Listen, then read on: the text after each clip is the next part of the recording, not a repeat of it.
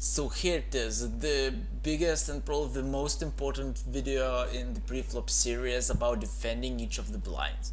We're going to have a ton of ranges here, but the most important part again is to understand the principle, how we construct these ranges, how you should be playing from the small blind, that you should be mostly free betting and so on, that you should be completing a ton of hands from the big blind, and how you should be defending from the straddle. So even though we're going to have a lot of videos, not videos, ranges, we're going to start one by one, and hopefully we'll cover this all. So from the small blind, as I said, you're mostly going to be free betting. So against under the gun or under the gun plus one open, this are the range you should be free betting. It works pretty fine, not much to comment here. When you have a caller, when one player from under the gun or under the gun plus one opens and then someone else calls, as you see your ranges shrink significantly, and that is definitely important thing to understand. You really do not need to be squeezing a ton versus callers, because people in these games do not tend to fold too much, so your squeeze range here should be quite heavily value orientated, and I do think it's better to play like this and fold other hands. An exploitative approach here would be to add some hands in your calling range if you have weak players in the big blind and in the straddle. Because if you have good regulars, aggressive players, there's no point of calling weak hands, because there's no way you can effectively defend versus a squeeze. But if you know that your opponent is not going to squeeze much, then yeah, all of these playable hands, suited aces, maybe even more pocket pairs could become a call, just because you're going to see a flop more often if you do not have aggressive players behind you, and you already have a lot of money in the pot, so your odds are pretty good. And if you flop a huge chance with these speculative holdings, you could potentially take down a monster pot. But again, that is not something very standard, and you really need to know that you do not going to face very aggressive squeezes a lot of the time. So again, from the hijack hands, you obviously should be free betting a few more hands than versus under the gun, but the range basically doesn't change much. And even versus cutoff, you only need to be adding few more hands. Well, obviously you add these offsuit hands, so it counts as more combos, obviously, but still you should not be going too crazy. Same deal. These are the hands you free betting versus hijack, and when there is additional caller, same as before, you tighten your range a little bit, and you can add exploitatively some calls if you are in a good spot for that. Versus a cutoff, now you start, as we said, opening free betting more hands, king queen off, ace jack off, and few more suited hands, which plays perfectly. However, if the button calls, again, you should not be going too crazy, and same deal with the calls. Well, not much to explain again. If you have passive players in the blinds, you simply can be calling few of these speculative hands, which is very good. Now against button, you can start free betting reasonably wide. 16% is a lot in this spot, but I really love this approach. First of all, button in most games are overfolding in these spots, again, unless you're playing against extremely good regulars or they're opening tight, but in most cases people are just going to be folding too much, and again, if they're not, it's not a problem, because your range is pretty strong. If you face a 4-bet, you can simply fold the weakest part of your range, and that's pretty easy to play. Now the most interesting spot is probably this.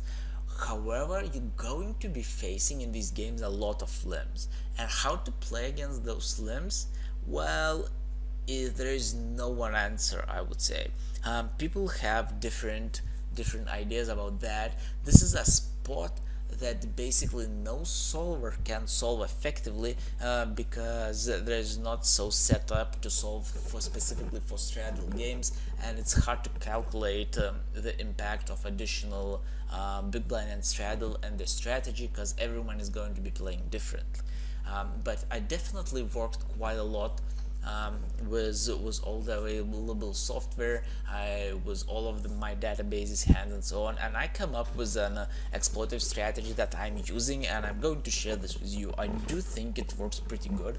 Obviously, when there are few limbs, you're going to have good odds to call, so you're going to complete lot of your speculative hands like king 7 off, a6 off, stuff doesn't work very good in multi-way pots, so you're not going to realize your equity very easily. So typically you're going to call hands, most hands that are suited or have some potential to hit the draw, or if you hit a pair, at least you have a good kicker. So keep that in mind. Obviously that was a mistake. 5-4 off is not going to be a complete out of nowhere, but yeah, you're completing these hands and then isolating a ton of your strongest holdings, but this is very rough estimate, because there's a huge difference if the under the gun limbs or a player who is going to be on the button limbs. Yeah, it's a huge difference, or 3 or 4 players limbs. So there's so many specific and different scenarios that it's impossible to give you one range, and that is something I've tried to do here, just give you a rough estimate how that looks. If the guy in the under the gun limbs, then you probably need to squeeze tighter. If the button limbs, you can isolate even more. So yeah, you just need to work around that and find a solution based on the information you have, based on your opponent's positions, the tendencies, how they play, the stats, and so on. So this is extremely tough spot to give a one range, and I believe there is no one range that can fit perfectly this spot, because there is just too many variables depending on which depends your strategy. So yeah, just take all that info and make a decision. Use this as a good starting point for later position limbs, and that is it. As for the big blind, it's going to be a different story. Obviously, you have only one player left behind you, you're getting much better odds, so this makes you able to have a calling range. Again, this is not going to be extremely wide, but let's say versus under the gun open, you still can complete your pocket pairs and some suited hands that plays good, and still keeping similar free betting range. This is a test. However, if you can have a caller, now you should not have a ton of calling range, even though it's kind of contrary to what you think it could be, because now you're getting even better odds to call, but you're going to be out of position against more players. Again, it drastically decreases the chance of you to realize your equity, and that makes your strategy much better to have just a free bet range that can play aggressively. And unless you have extremely passive and weak player in the big blind, this is a strategy you should be sticking to. And if you have a weak opponent, then yeah, you can call few of the hands, like very good suited connectors, maybe a few pocket pairs, but that is something specifically you need to know. Versus one later position, now you have advantage of playing more hands. Now I start introducing yellow ranges, which means this is going to be a raise or call some of the time, similar as the range I showed you before, where solvers suggest you need to be doing that half of the time raising, half of the time calling. So this is same deal here. Facing under the gun +1 open, you should be raising some of the time with your suited connectors and calling other times. This is how it works. Again, if you have callers for the same reasons as before, you should be sticking primarily to just a free betting range. Now versus hijack, as you see, you're really widening your free betting range from the big blind, and again, to not a big surprise, you're only having a squeezing range for if you have a caller hijack open and cut off a button call, then you only squeeze. Yeah, you add more hands in your squeezing range. All of these hands are pretty good, but again, you're not calling much, and that is the most important part to think. And again, this is something contradictory to what many people think and what many people are doing. They tend to complete many hands hands, and that actually doesn't work out very well, because even though if you complete hand like king, queen, or ace jack, it's first of all, it's better to squeeze that if you want to play, but if you choose to call that, or even suited hands, and you flop top pair with jack 10 suited, let's say, a lot of the time it's not going to be very good against free players, because or even more players if you have more callers. So yeah, you really need to take that in consideration and realize the reasons why these ranges are like that. So versus cutoff open, again, widening range even more. You can free bet more and fly a little bit more, which is very easy to understand why. Against the button, if cutoff opens and button calls, same deal, you're just squeezing aggressively, and that is it. Now versus button open, you start playing a ton of hands. As you see, you can even start completing these pretty weak holdings, but this works good because there's only one player left. I mean, this is only one player in the pot. Another player who could play is Straddle. He's going to complete a ton of hands. Obviously, if you have aggressive player, again, you should be calling some of these hands all the time.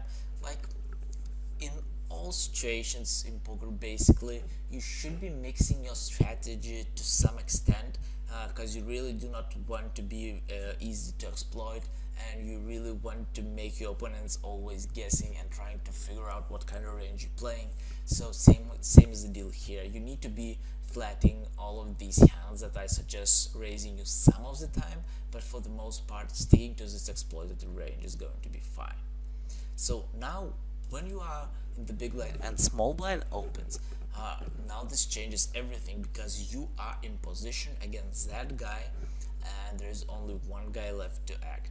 So again, yellow indicates hand that you are calling or raising, and other game pretty straightforward. You still want to be flatting a ton of hands that you could be able to defend versus straddle squeeze, and you really want to be free betting very aggressively because you are in position, and you're going to make your to give your opponent a lot of trouble, because it's going to be very hard for him to play out of position facing a free bet. So this is a strategy that I really like. But if small blind limps, now this is something where you're probably going to need to go crazy. Again, same deal, yellow, raise or call, mixing the strategy. For most extent, I would be raising these hands more often than simply completing, because again, if you want to make the straddle fold, you want to play heads up in position against the small blind. This is just as good as it could get. You're going to dominate a lot of his range with these stronger broadways, and so on. So all the reasons for playing as many hands as you can.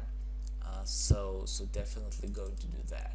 Now if you're facing other limps, not the small blind, but players who are in position against you from the big blind, you still should be completing a ton, because right, again, you only need to pay half the big blind, half the straddle, so that is effectively is like a big blind in these games.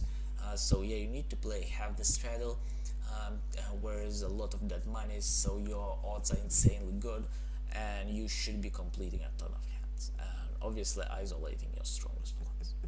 So here it is from the big blind. And now the last one, but probably we can say not the least one, is a straddle. So in the straddle, obviously you're going to defend a ton of hands. So when you face under the gun open, you see how wide you can defend, and that is simply because of the pot odds. You're really going to be able to realize enough equity of your hands with these, especially with suited ones, and you should not be having a lot hands in your free bet range. So as you see, this looks like this. You can easily add few bluffs as these hands if your opponent is folding too much, opening too much. But in general, this is the way you should be playing. And as you see, the straddle is the only position where you actually need, and I would say must have, a calling range even when facing an open and other callers, because now you're closing the action, and that changes everything. So when you're in the big blind, let's say under the gun opens, cutoff calls, button calls, and you are in the small blind or big blind, as we said, you're not closing the action, so you should not be calling in these spots and giving ridiculously good odds for straddle to call and then be out of position against 3 or 4 players, or even giving a chance for straddle to squeeze, which sucks and actually going to happen quite often. So this is not the way you want to play. However, when you are closing the action, even when you have few players, you definitely want to call these good playable hands, which could potentially flop monsters or at least monster draws and end up winning you a huge pot. So all pocket pairs, all suited connectors, suited aces, going to be perfect for that. So this is when someone under the gun opens and someone who is in position calls. So either under the gun +1, hijack, cutoff, or the button, or few of these guys.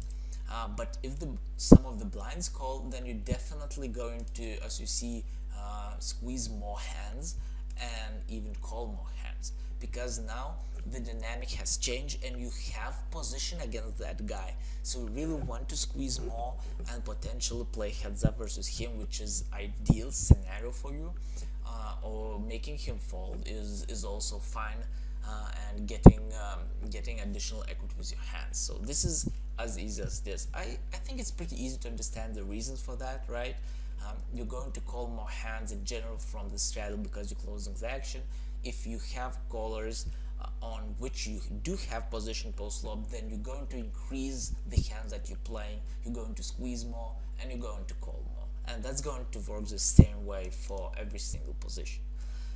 Under the gun +1 open, you're going to defend more hands by calling, a few more free bets. Same deal, if you have a caller in position, you're going to decrease the hands you are defending, because like absolutely same as here, right?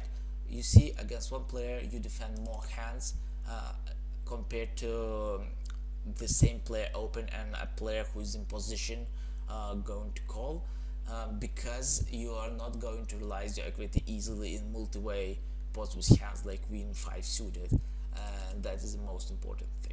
So same deal here against under the gun +1 open. If someone calls in position, you definitely decrease the hands you're flatting, and even though it could be again something that you're not actually doing or thinking about doing, or probably you're doing in an opposite way, when you think it through, it kind of makes sense, right? Because in multi-way pot, it's not going to be very easy to realize the equity with trash hands without flopping monsters like flushes and so on, and that's the reason why you should cut the number of those.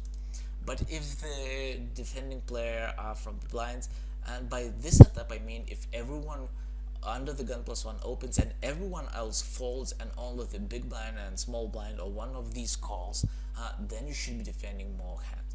If under the gun +1 opens, then someone in position calls, and then the blinds call, well, then it doesn't mean you should be defending a ton of trash hands like 10-5, but you're still getting good odds, so you can probably defend more than this, but definitely not much more than this, and this is something that is pretty straightforward, I would say. This is a range versus hijack open. As you see, we're already widening our free betting range, which is kind of normal, and definitely widening calling range. Same deal as before. If someone position calls, you have to fold the weakest part of the previous range, and if the blinds call, you simply widening this up. Versus cutoff, now you start free betting even lower pocket pairs, some more suited aces and offsuit ones. For the obvious reasons, they're opening more hands, right? So the ranges are weaker and so on. Versus cutoff open and button call, you're still defending a lot less than against just a cutoff open for the reasons that I already mentioned like 10 times, but still kind of a lot of hands. And versus the blind callers, as you see, things start to get pretty ridiculous. You should be defending every single suited hand and a ton of suit ones, just because of insanely good odds and wide ranges that these guys are playing, and you're going to be in position against at least one of those, so that's crucial. Against the button, now we start free betting some suited connectors, some more ace-x hands as well, and defending a ton. So as the button opens and blinds calls, now this is going even more crazy. You're defending even more, and versus small blind or big blind open, you start free betting a ton of hands, but still calling a bunch of your weaker holdings. So this is how it actually looks. It's very wide ranges, but it's simply based on math, pot odds you are getting, playability of those hands, so it's pretty easy to understand. So this is how we're going to play when everyone folds to the big blind and big blind simply calls. This really calls for very aggressive approach. Obviously raising the wilder part is pretty straightforward, but something that you really need to incorporate in your game is raising your trash hands as well, to not just to balance this out, but to maximize your win rates. What I mean by that is your opponent is going to be in an extremely tough spot. In most cases, people are not limping all the strongest hands. I mean, they're playing exploitative strategy, which is probably not bad. They're raising strongest hands and limping all the weaker ones, and that you can simply kill by this strategy. Obviously, if your opponent is very good and he's limping, let's say, all his ranges we discussed before, then this strategy is going to be breaking even in the long run versus him. But in most cases, people are making a ton of mistakes and you're going to get an upper edge. So it is important to raise these weaker hands as well, to bluff that, to get equity from those hands, and with money your opponent is going to be folding the vast majority of the time. So it's this is a one spot. As you see, there's not many spots where we're going to have a polarized ranges preflop in these games, because it doesn't work like this. But this is one of these very rare spots where you really want to be raising your top part and your lowest part of your range and calling everything in the middle, because these hands can easier realize the equity, and all of these trashy hands is never going to flop very good, like a deuce off, right? Even if you flop 8 high board, it's still not crazy good. Obviously it's good because you are heads up in position and have a top pair, but most of the time going to be overcards on other streets and so on. So you understand what I'm saying. This is just where you should be playing in general. So these are preflop ranges. They're extremely solid ranges that I'm using myself with insanely good results. I would say I can even say that I do have insanely good results with these ranges, and try to incorporate that in your game. Do not try to memorize everything at once. And the most important takeaway here is that these are just guidelines how you should be playing and how you should be structuring your ranges.